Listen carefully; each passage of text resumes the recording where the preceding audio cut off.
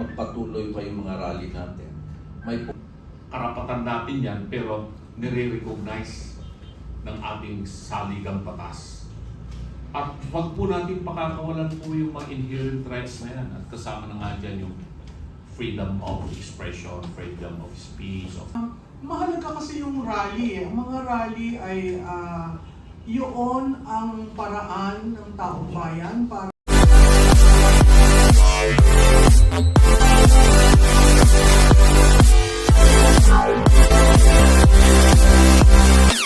rallies. Siguro simulan natin kay Ma'am Malu bilang political analyst.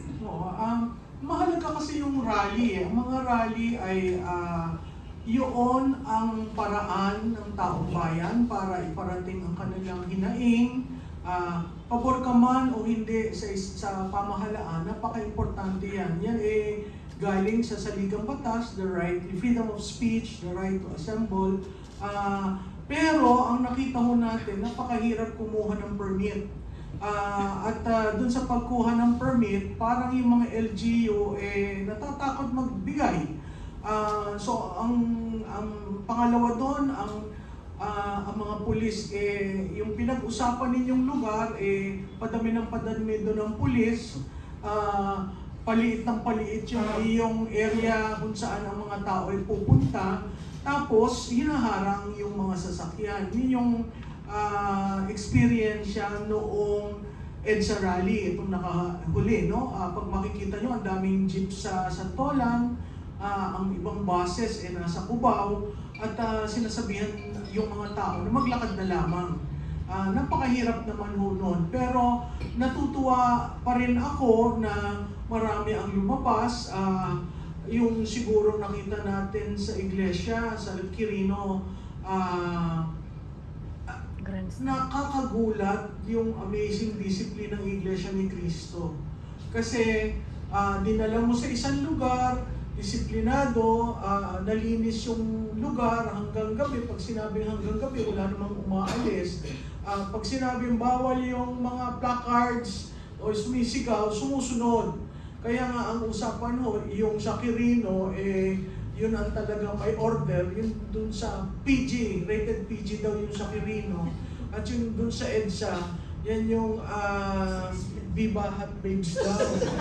Sabi na, ba't naman kami napunta sa Viva Hot Babes? So, tayo po'y tumulong doon sa EDSA dahil naniniwala ako na mahalaga ang taong bayan maintindihan kung ano yung problema, paano sila naaapektuhan, at paano sana mabago ang sitwasyon natin kasi hindi maganda ho ang ating ekonomiya.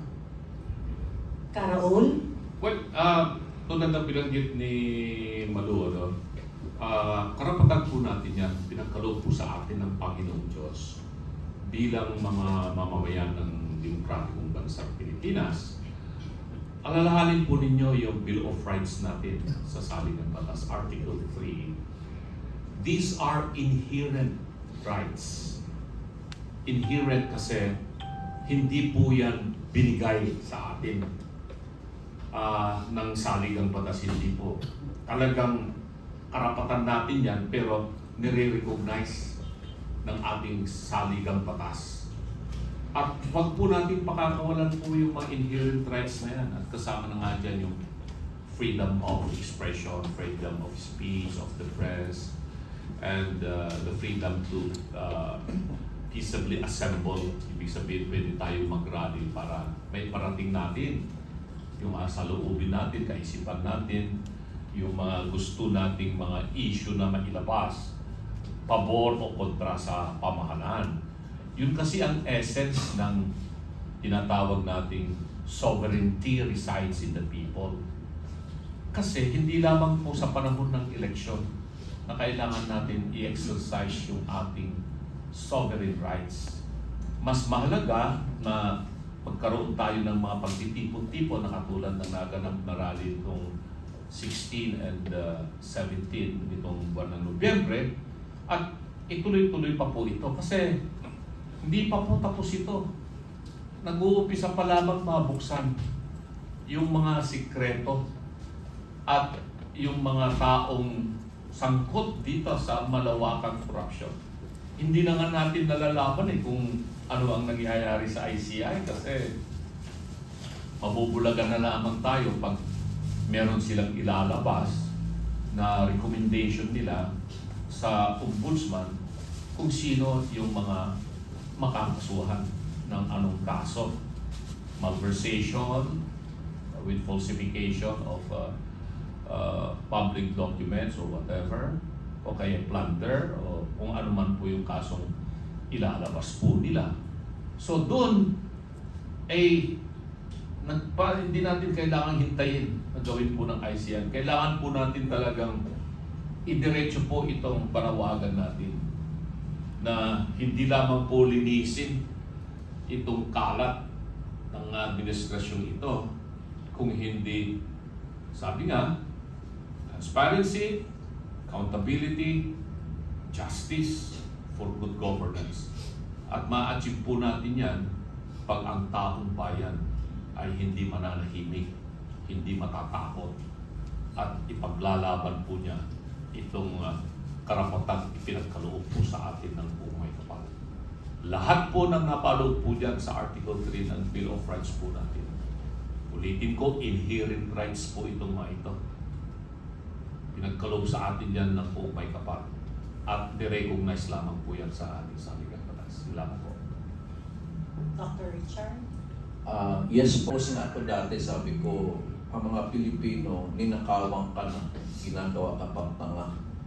So yung pag-rally natin is a sign na hindi po kami tanga. Yun yung sign, yun yung way natin to-express sa kanilang mga ideas na kung anong sinasabi nila ay naniniwala na lang tayo kaagad. Give an example, maganda na ang process ni Senator Marcoleta sa Blue Ribbon Committee. Breakthrough na yun eh. Ngayon, tinanggal siya sa Blue Ribbon Committee Chair, pinalitan, pinadelay, pagkatapos andyan ang ICI, pero hindi daw i-televise. Sikreto lang muna. So actually yun po yun, ginagawa tayong tanga. Meron na ng breakthrough eh. May minention na ng mga congressman, may minention na ng mga tao, pero biglang hininto. So they are really hiding something. Kung ayaw nila ng mga rally, dapat tinatuloy na yun. Binoto na natin si Senator Marcoleta for that purpose.